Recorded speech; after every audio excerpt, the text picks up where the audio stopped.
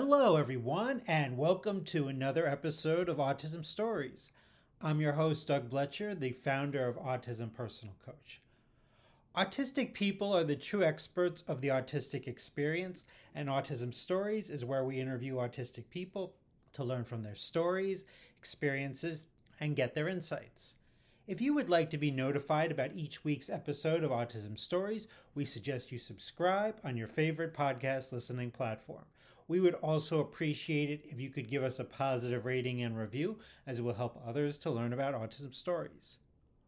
One of the most important things to me is finding and reaching for joy, and listening to comedy I find is a great way for me to do that.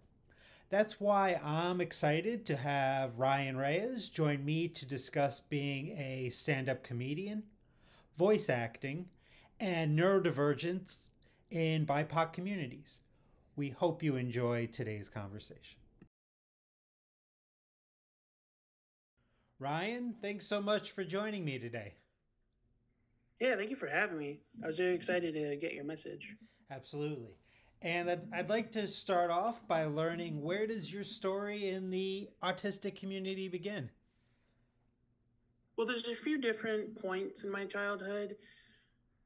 The official year that I was diagnosed, I believe, was 2009. I was about 14.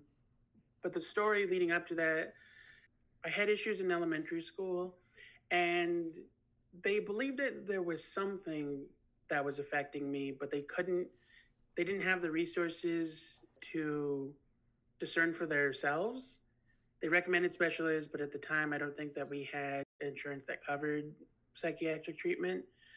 And so I struggled a lot in school, and my mom had to push for me to get accommodations without that verification. But it wasn't until I think the movie Temple Grandin came out, which was the first movie we ever saw that wasn't just about a disabled person. It specifically was about their disability. And when we were watching it, or when my family was watching it, they noticed that a lot of the things the character did were similar to how I acted. Even though personally it's not the most accurate depiction of autism, it did help them understand a little bit. And it wasn't necessarily an epiphany moment, but it gave us a point of reference for the thing that they've always thought about me, which is that I might have something. And so after seeing that movie, my mom was confident and wanted to get me diagnosed. So that's when in 2009, we finally were able to get an appointment and have me assessed. And that's when I was diagnosed. So I was diagnosed when I was 14. Changing gears a little bit, comedy has a universal appeal, but what might not be so appealing is the process of trying to find places for you to get on stage as a stand-up comedian and to talk to audiences when you're just kind of beginning as a comedian. So being a stand-up, being a comedian yourself, what's been the process been like for you to be seen and heard? Well, it's an interesting experience because I don't think that I have necessarily a unique experience, but I think that it sort of alters slightly from what I perceive to be the normal experience. But comedy is actually something that helped me with public speaking. Before I started doing stand up, I actually was I would say on the cusp of selective mutism, where I was extremely socially anxious, and it took me a really long time to warm up to people I didn't know, and it made it extremely hard to literally meet new people, to the point where I'm 21 and I don't even order for myself at restaurants because I don't like talking to strangers. I needed other people to speak for me. But for some reason with comedy, it was something that I always was confident I could do. Stand-up comedy was a huge component in my childhood. It was something that my dad was into. He liked showing us specials when we were kids. And because of that, it was something that me and my brothers bonded over. So it was a huge part of our childhood watching stand-up comedy. And so I kind of developed this personality where in certain select moments, I was really quick with jokes that I thought of on my own. So I was always really confident. And I think that's what pushed me to do it in the first place. And I was still anxious and I had like a shaky voice sometimes. But ironically, wanting to do stand up is the thing that got me into public speaking in the first place. And because of stand up, I am actually like a lot more sociable and a lot more relaxed when meeting new people. What were some of the specials or comedians that your dad showed you as a kid? A lot of it was like HBO young comedian specials. We watched like I don't remember the year, but there's a classic from the 80s that like every comic has seen. We were, me and my little brother were into Gabriel Iglesias' children. We watched a lot of sketch comedy as well. My dad was really into In Living Color and would show us like old DVDs of the show. Because I think at the time there wasn't a lot of like people of color in sketch comedy. You didn't see that a lot. And so my dad was like really adamant about showing us like primarily BIPOC show that did sketch comedy. I was a big fan of In Living Color. I always thought it was better than Saturday Night Live, but that's just my opinion. Yeah. 100%. Like I grew up loving the Wayans brothers. Like not even like the stuff that they would Scream. Like I was into Major Payne was a huge one. So the movies they produced before Scream, like Don't Be Meant to South Central, and kind of just all their projects. I don't think I've seen all of them, but I've seen most of them because of my parents. One of my favorite parts of comedy are impressions, and I think you do some really good ones. However, it seems like your impressions are of famous people or characters saying things that you might not usually hear them say. What are some of your impressions that you most enjoy doing, that you're most proud of? Well, it's actually a funny thing. I was into impressions when I was a child, mostly because I was super into voice acting. Like, I didn't just like cartoons, I liked learning about voice acting. And like, I grew up in a generation that was kind of at the start of, iPhones and smartphones. So I grew up being able to like look into this special interest whenever I wanted. And it became an aspiration of mine to eventually do voice acting. And part of what that turned into was trying to learn new kinds of voices. Because one thing that I understood about voice acting is it's not enough to just be able to change your voice. You have to be able to like be a new person in that voice. And so I would learn impressions as part of that. And in order to get into the voice, I would learn like small lines and monologues to sort of like be comfortable in that voice. Like I do Mickey Mouse, and it's a recent impression I learned. But for some reason, the only way I can get into the voice is by doing the monologue I do on stage, which is the monologue from There Will Be Blood. Oh, so if you're just doing like Mickey Mouse, just being Mickey Mouse, it's tough to get into it. Yeah, like I can't just get off the cuff. I have to start with, now let's say you have a milkshake. And then from there, I can do the voice and say anything in the voice. But that's always how it starts for some reason. Something else that I love about your comedy is that you openly talk about your neurodivergence on stage. In the autistic community, we often talk about disclosing our autism and how and who to do that with. So I'm wondering if talking about your autism and OCD in your comedy routines has helped you in any ways in your life. Yeah, actually, it wasn't necessarily my goal out the gate, but it became something I recognized about my comedy, which was that it gave not only myself, but the people that were watching me that weren't neurodivergent room to be able to hear terms like neurodivergent, autism, even terms like schizophrenia, and not immediately be uncomfortable with the conversation. It allowed me to like normalize that conversation in a way that made people comfortable. Like one of the biggest jokes I think that accomplishes this is I do a joke about being assessed for schizophrenia.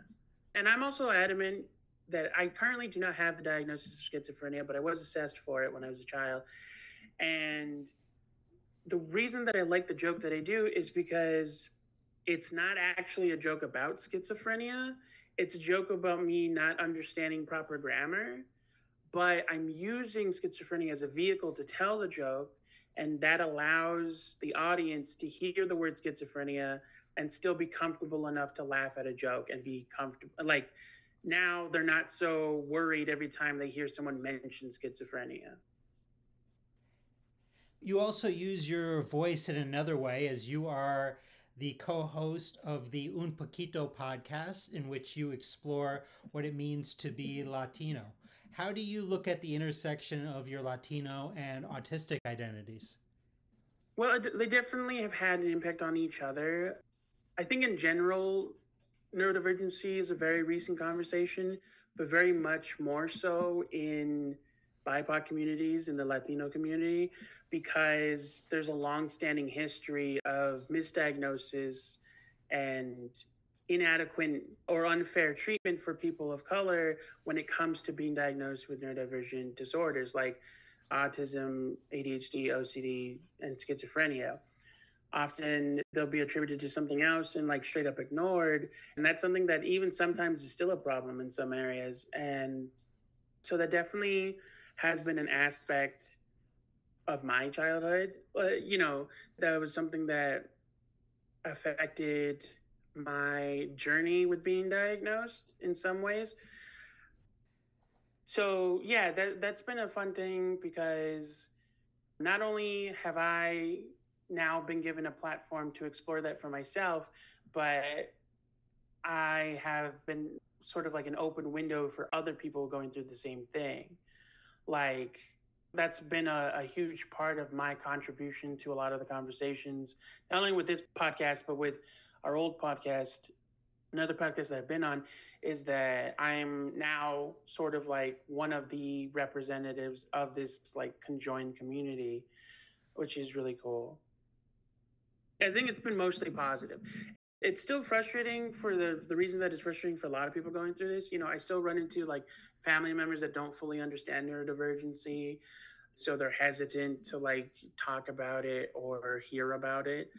And that's something that, like I said before, is like it comes from a stigma that's been enforced in BIPOC communities. So it's still a struggle, but overall, it's been a very positive experience. Have they listened to your comedy when you talk about it, and has that opened the lines of communication at all? Closer family, yes. Even the ones that like don't fully understand, they'll still enjoy it and like they're still my family. They're still trying to be there for me, even if they don't fully understand. And I think that lack of understanding isn't necessarily from an intent to not learn, but I think that a lot of them are from an older generation where it was literally like, I think I'd be considered third generation American. My parents were born here, but their parents immigrated from Mexico. Well, so my father was, I think, two when they moved over. So that's the huge component of being descended from recent immigrants is standing out in a negative way is like a huge detriment to being able to exist comfortably. So a lot of families in the Latino community, when they immigrate over here, their number one goal is to strive for normalcy and to like blend in so that they aren't ostracized. Because of that, I do think that that's a huge part of coming to terms with being okay with knowing that someone in your family, even yourself sometimes, because I have family members that have recently been diagnosed and they're still coming to terms with it, and being okay with knowing that that's a thing that exists. And Ryan, how can our listeners learn about you beyond this interview? As I said, I do the podcast. It's Un Poquito Podcast. Our tag for that podcast is at Un Poquito Pod on all platforms. My personal tag is Ryan, spelled Rian. Ryan Speaks Funny, all one word, no spaces, no caps. And that's the same on all platforms as well. I'm on TikTok a lot, and I have some shows coming up actually. So you can find postings for that in the next like week or so. Now, before we wrap up, my nephew is a really, really big Pokemon fan.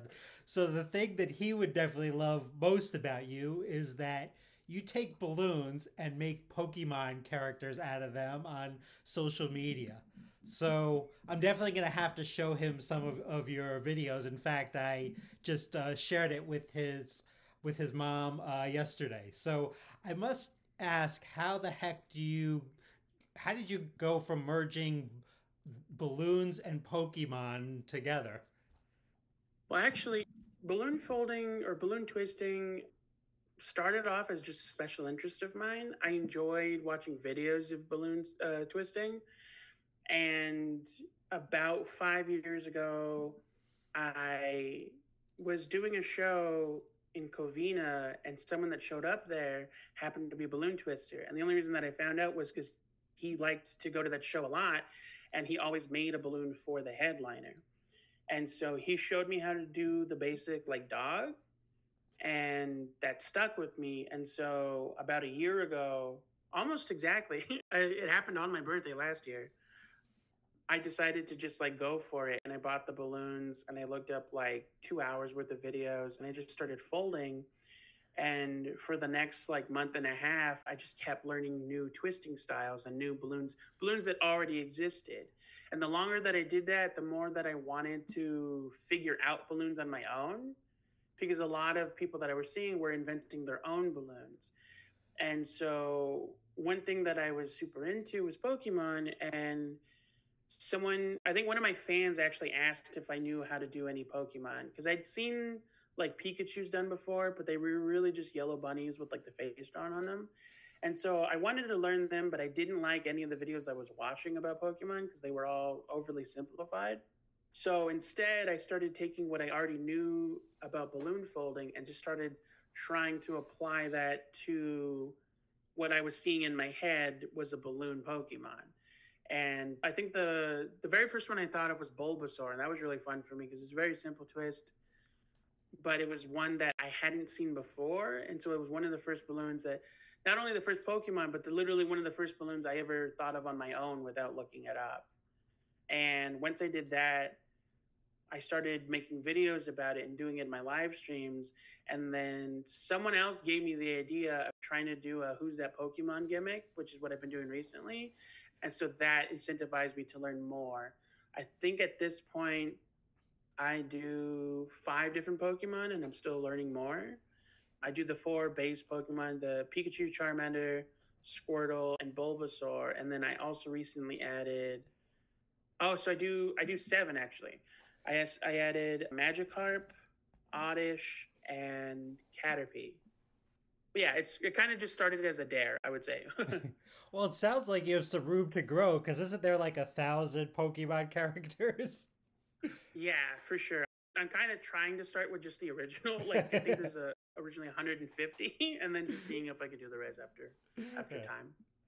Well, I'm impressed because I can't even blow up a balloon. Basically, it's not and like tie it, and then the air comes out, and so I'm just impressed that anyone that can blow up a balloon and keep the air in the balloon. Yeah, it's honestly blowing up the balloon manually is like one of the harder skills to learn. Most people just use pumps because it's faster. The only reason that I learned it so quickly was because there's these muscles you use called the embouchure, which is like the core muscles you use to like make a kissy face. That's how it was explained to me. Okay. And I already had those developed because I played trumpet for 12 years. So I was like predisposed to learning trumpet, predisposed me to being able to blow up balloons. So if I pick up the learn to play trumpet in 12 years, I'll be able to make these balloons like you. Hopefully, yes. Well, Ryan, I really appreciate the conversation, learning about your comedy and Pokemon and balloons and all that stuff, and your the Un Poquito podcast. Thanks so much for joining me today. Thank you. Yeah, this was a lot of fun. Thanks so much to Ryan for the conversation. To learn more about Ryan, please check out the link in the podcast description of this episode. Here at Autism Personal Coach, our clients are the experts, our coaches are the guides. The majority of supports for autistics are not helpful. They try to fix us, not support us. That's why many are confused when we say our clients are the experts, experts of their lived experience. Our clients are the experts for what's worked for them and about the things that they need and want in their lives. Our coaches first listen to our clients and then ask thoughtful questions, offer resources, and strategize with our clients so they can get what they need to thrive. Would you want a guide in your life to coach you to get you the things you desire? If so, then visit autismpersonalcoach.com for more information.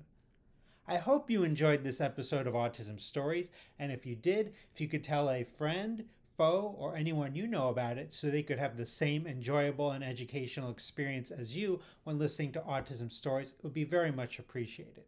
Till next time, I'm Doug Bletcher of Autism Personal Coach. Talk to you then.